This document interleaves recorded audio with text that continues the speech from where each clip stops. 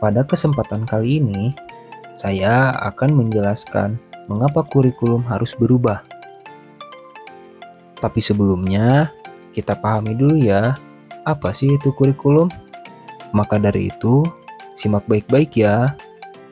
Kurikulum adalah seperangkat rencana dan pengaturan mengenai tujuan, isi, dan bahan pelajaran, serta cara yang digunakan sebagai pedoman penyelenggaraan kegiatan pembelajaran untuk mencapai tujuan pendidikan tertentu.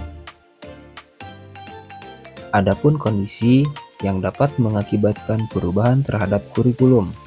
Yang pertama, perubahan iklim. Yang kedua, teknologi digital.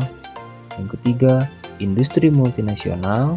Dan yang keempat, transformasi budaya. Nah, dengan adanya kondisi di atas, maka kurikulum perlu diadakan perubahan sesuai dengan perkembangan zaman dan kebutuhan murid. Kurikulum dimaknai sebagai titik awal sampai titik akhir dari pengalaman belajar murid. Kurikulum juga diibaratkan sebagai jantungnya pendidikan. Kurikulum dijadikan untuk memandu guru dalam proses belajar murid. Kurikulum bersifat dinamis dan akan terus berkembang mengikuti zaman.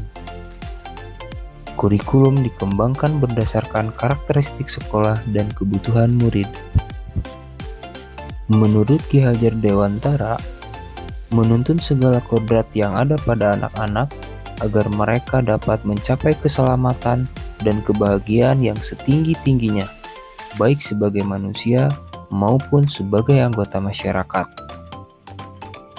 Maka, untuk menuntun kodrat dari anak-anak tersebut, pembelajaran serta kurikulum yang diselenggarakan harus menyesuaikan dengan kebutuhan murid dan perkembangan zaman.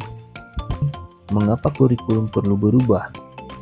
Alasan yang pertama itu adalah mengikuti perkembangan zaman. Yang kedua, menyesuaikan karakteristik sekolah dengan kebutuhan murid.